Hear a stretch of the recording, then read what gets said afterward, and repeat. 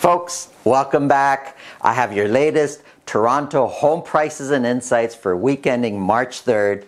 For those of you on my previous video last week that were supportive and okay with my hand gestures, thank you very much for that.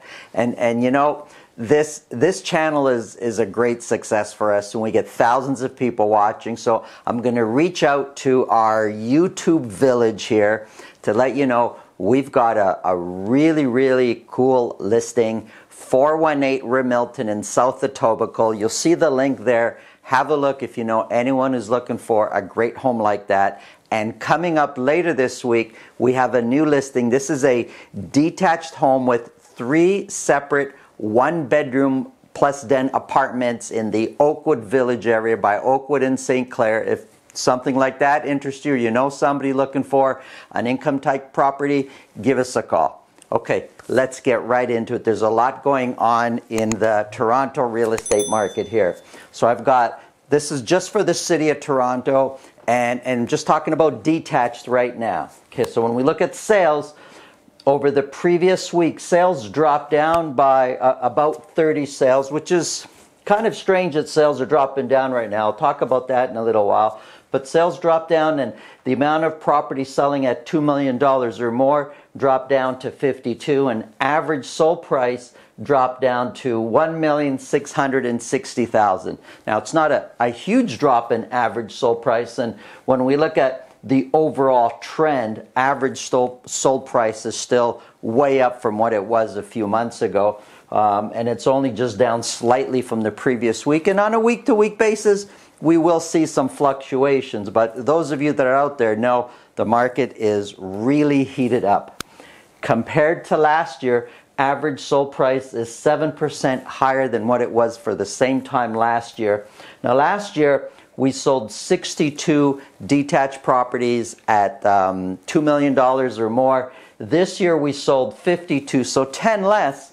And average sold price is still higher. So that kind of gives you an idea how strong and how much prices have actually come up overall. And in the previous weeks, we're seeing 19%, 16%. We're seeing some big numbers as far as compared to last year's go.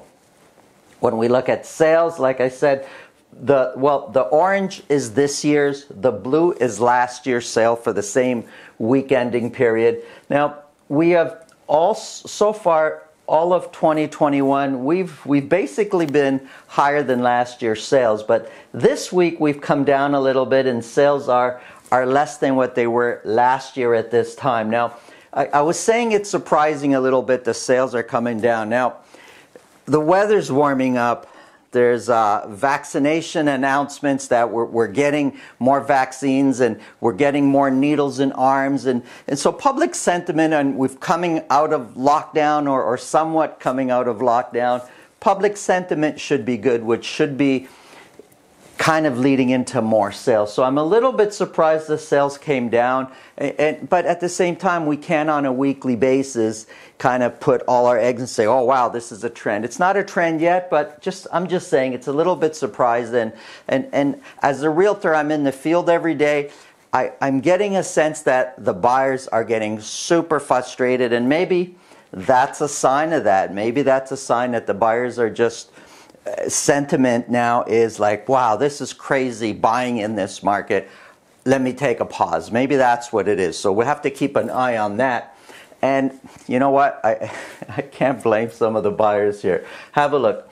Of the 200, I'm sorry, I'm trying not to laugh. I know what I'm about to say, though. That's why I'm laughing to myself.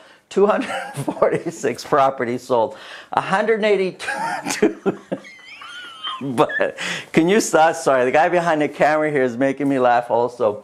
182 sold at list price or more. That's 74%. And that's, you know, it used to be 58 and 74 here, 76, 76, 74%. But of those 182, 13 sold between 400,000 and 720,000 over asking. 13 properties. Now, can you, and you got to wonder why buyers are getting frustrated. Could you imagine you and your spouse, and I'm trying not to laugh because I feel bad because I know some of you buyers have been through this. You and your spouse, you see a house you love, and you decide to, there's an offer date planned ahead, and you decide you're gonna, you look at all the comparables and you think, we're gonna put in an offer and we're gonna go like 150,000 over asking, and you're all excited, so you write up the offer, you sign, your agent, your family's excited, you put it in.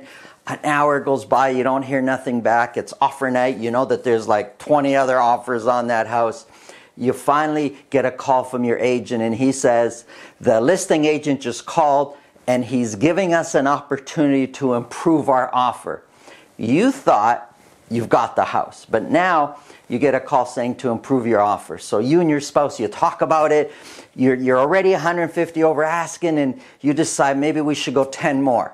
And then you talk about, no, let's go 20 more. You know what? Let's solidify this purchase. We're going to go another 30,000. So 180,000 over asking. You're all excited. You got the champagne in the cooler. You tell your agent to make the change. You sign it. Your agent sends it in. You're waiting another offer. The phone rings. It's your agent. You're ready to just celebrate your new purchase. And he says, you lost out on this purchase, and you can't believe it. You're 180,000 over asking, and then he tells you the winning bid was 500,000 over asking, or 400,000 over asking, or 600,000 over asking, and you're like, oh no. Now you know why. Maybe some of the buyers are saying, this is nuts. Let me hold off a little bit. Let me kind of regroup my attack here. Anyways, when we look at listings, we've been, over the last few weeks, higher than last year. We've been, the previous week, we're about the same, and we're a little bit lower this last week ending March 3rd, with listing of detached homes. But months of inventory is still ridiculously low. There's less than 1 month of inventory, 0.8 for last week, which is ridiculously low. Because of this, we're expecting prices to stay where they are and continue to go up. Looking at semis, months of inventory, ridiculously, I don't know another word to describe it, dangerously low, ridiculously low.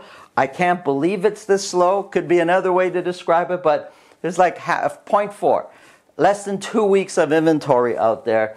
Prices did come down from the previous week, but you know, the average semi, we're still sitting at about $1.3 million for the average semi. The average townhouses over 1.2 million, months of inventory sitting at 0.7, crazy low.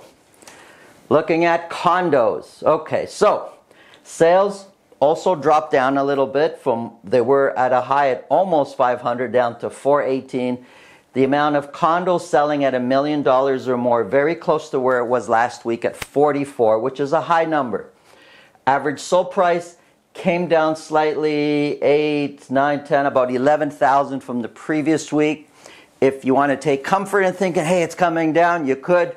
It's only 11,000 on a week-by-week basis. It can go up and down, but the general trend is still, in my opinion, it's going up compared to last year. Well, let's take a step back a little bit.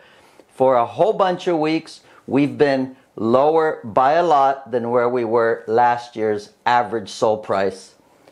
Then the previous week we were 1% higher. Now we're 4% higher. And last year we sold 47 condos at $1 million or more. This year we sold 44.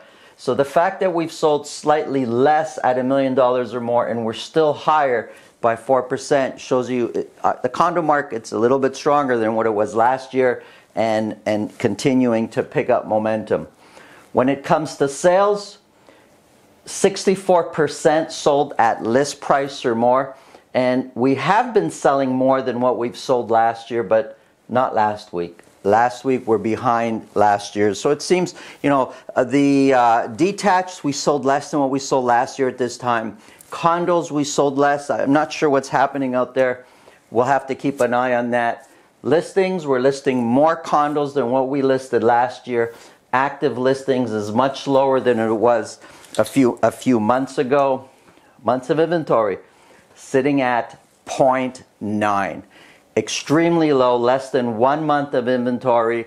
And we can expect, as long as months of inventory stays there, We're going to continue to see multiple offers in condo in any space that has months of inventory this low. You're going to see multiple offers. You're going to see lots of competition, lots of properties selling at list price or more. For fun, I'm going to show you 2 more slides that are going to, well, they're going to change the way maybe some of you have looked at things here. So this is a historical chart just for the city of Toronto for detached houses going back for 20 years. So in the year 2000, remember Y2K, the average detached home in the city of Toronto sold for $363,000. They say every 10 years prices double. People say that? Okay, so let's look. In the year 2010, 363, double that would be 720, say. So it didn't quite double, but very close. So 670,000 10 years ago. The average price for last year was $1,478,000. So 670, double that is 12, 1.3 million. Well, it more than doubled in the next 10 years after that. So can you imagine? This is not even a deposit anymore for buying something in today's market. Look at condos. In the year 2000, the average price of a condo was $181,000. In 10 years, it's sitting at $331,000. And 10 years after that, to the year 2020, we're at $673,000. I put this on here just for fun to show you what's been happening. I know in the year 2000, if somebody would have told you, you know, condos one day are going to cost about $400,000 or $500,000, you would have said, you're crazy. Well, in 10 years, they went up there. Now they're sitting at $673,000. The average so far right now is sitting around $700,000. What are they going to be by the end of the year?